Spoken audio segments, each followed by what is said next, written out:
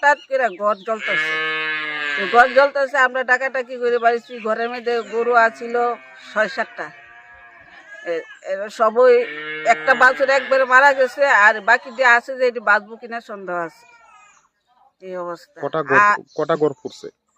ঘর আছিল একটা গরু ঘর আর একটা বসত ঘর।